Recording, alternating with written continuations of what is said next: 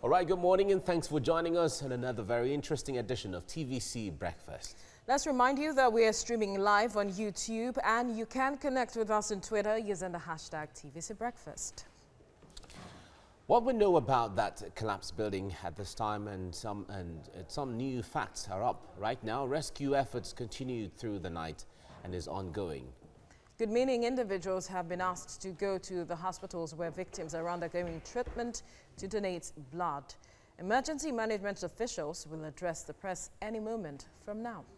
And 13 children have been confirmed dead, with 50 people rescued as at last count. The building situated at number 36 Marcy Street, Itafaji, Lagos Island, came down at about 10 a.m. on Wednesday.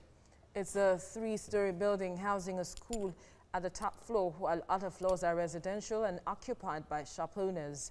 Lagos building officials say the building had been identified as distressed and listed for demolition, but that demolition did not happen until this tragic incident. In the next hour, a post-disaster assessment team of the federal government will arrive at the scene of the collapsed building in Lagos. Well, the visit would lead to the provision of relief assistance to the victims. After that, the team will head to the hospital to meet victims presently receiving medical attention. While Nigerians are still dealing with the shock of the building collapse, families affected by this tragic incident are unconsolable, with some relieving what could have been happened or what they could have done. Well, a 10-year-old pupil of a school located at the top floor of the building died on his birthday, and a mother of 4 lost 3 children. Correspondent Abosede Omori has details. Wailing, anguish and tears, almost inconsolable, as friends and relatives come to terms with a sudden reality. Their loved ones are trapped in a 3-story building that collapsed on Marcy Street in Itafaji area of Lagos State. The building, which according to eyewitnesses also had a penthouse, housed a nursery and primary school, as well as residential spaces and stores. One of the victims is a 10-year-old whose birthday was the same day and who, according to close relatives, was forced by his parents to go to school on said day. These grieving relatives and sympathizers are angry with developers who they accuse of erecting structures without complying with approved standards. Government should intervene. When a building is weak, they should pull it down so they don't injure and kill us. They want proper care for those rescued from the rubble of the collapsed building. The children that this thing affected, they should please, because they are in the ward now, they should please give them better treatment.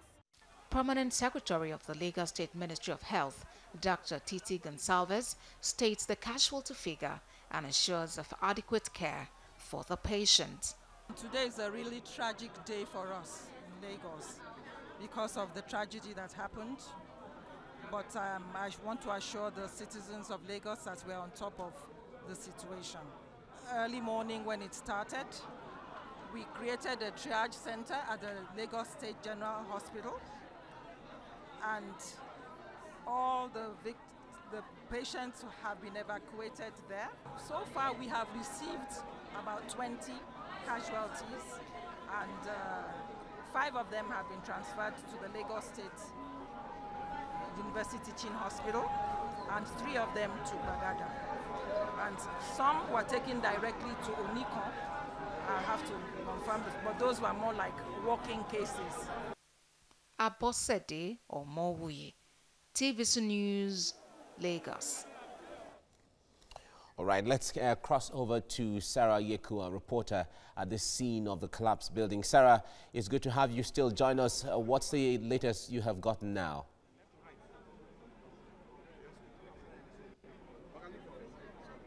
Any moment from now, the emergency responders will be addressing the pressmen, and they'll be telling us what the situation report is, and they'll be giving us the casualty figure because we cannot say anything. Although we'll be hearing rumors, as of now, we cannot really give a certain figure as to the number of persons that are injured, number of persons that died, sadly. So we can't give that now until we have an official statement from the emergency responders. Now, but I want to bring in someone that was here all through the night while the rescue operation was ongoing. He is from the fire service. His name is Joshua Yang. Thank you so much. Can you take us through what happened during the night while this rescue operation was going on?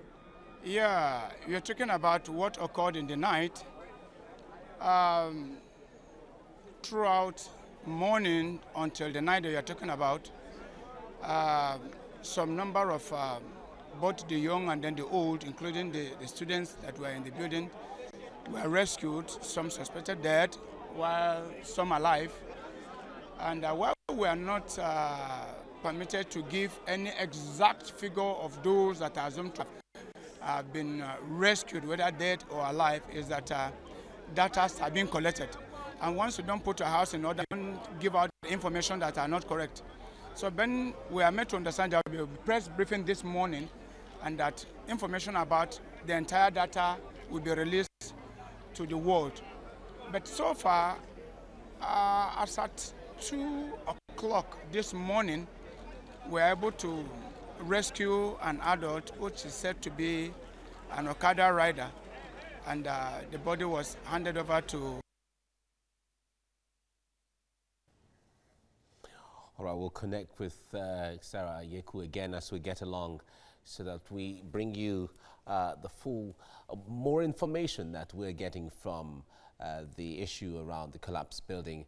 We have with me in the studio Adeyemi Ajayi. He is a human resources expert and chairman Research and Publications Committee of the Chartered Institute of Personnel Management of Nigeria. All right, it's good to have you, Adeyemi. Now, let's come back to the issue of town planning, for instance. Lagos Island just developed and expanded and expanded. At this point, how challenging are the issues of town planning, urban planning, and all of that? You see houses of all kinds, residents scattered all over the place. Yeah, let me take it from here. If you're flying over Lagos, you see some area look more like congested, like unorganized. You see it, from area view. That tells you something is wrong with urban planning. And we're expanding. The population of Lagos is increasing day by day. I think relatively we have about 15 people coming into Lagos per hour or per day. I can't remember the data, but the truth is Lagos is growing, our population's increasing. Now, what are the plans to accommodate people?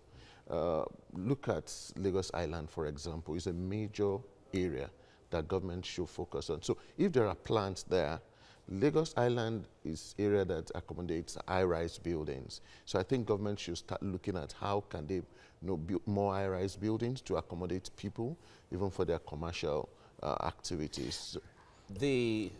Okay, I understand that we have Sarah back now, our reporter at the scene of the collapsed building. Sarah, you were talking with a fire official who witnessed the process of evacuating debris from the collapsed building through the night.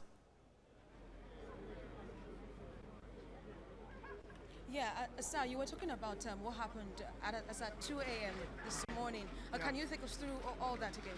Yeah, I said during the course of evacuating the rubble, we were able to still rescue a male adult around 2 a.m., but suspected dead. And because of the level of the mutilation of the body was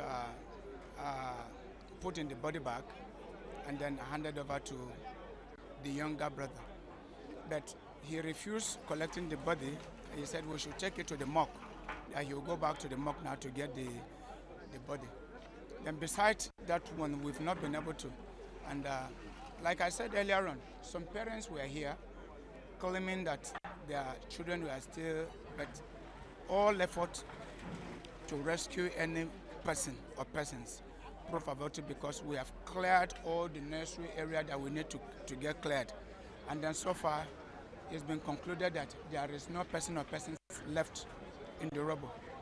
And any moment from now, like I said, a press briefing will be given, the comprehensive data of what actually happened will be released, and then the last batch of the rubble is what we are clearing now. Once we are done with this, and then the press briefing is released, go back to our respective session. Not until this morning, we are not able to get the exact name of the school. You can see the book in my hand. I know that I'm not going to leave here until I get the name of the school. So I'd like to pause you on that, but we have to go back to the studio. Mike, we will definitely keep tabs on what is going on here and give it development as to what is going on here at the collapse site. Back to you, Mike.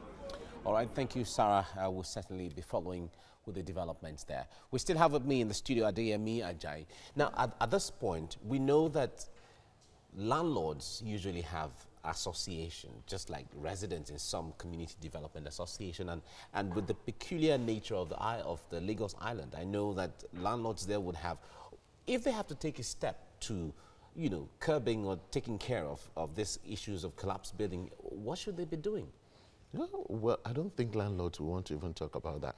Right. If you're a landlord there, you won't want them to pull down your building. Yeah, but when they know that the building they have is distressed already, it's a mark for demolition. Don't talk about that. No landlord will want to come out and say, oh, my building is bad, so let's pull it down. He doesn't have money.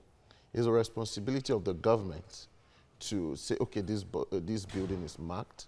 We have to pull down the building for safety of life, you know, to preserve lives. In their meeting, whatever, they won't bring up such topics to discuss, because to a large extent, for us, or for me, I think to them, their building is an investment for them. So they won't even bring it up as all right. a topic. Yeah. We hope that the authorities will know how to handle that. Adeyemi Ajayi, thank you for coming. Thank you very much. Thank you. Yeah. Right.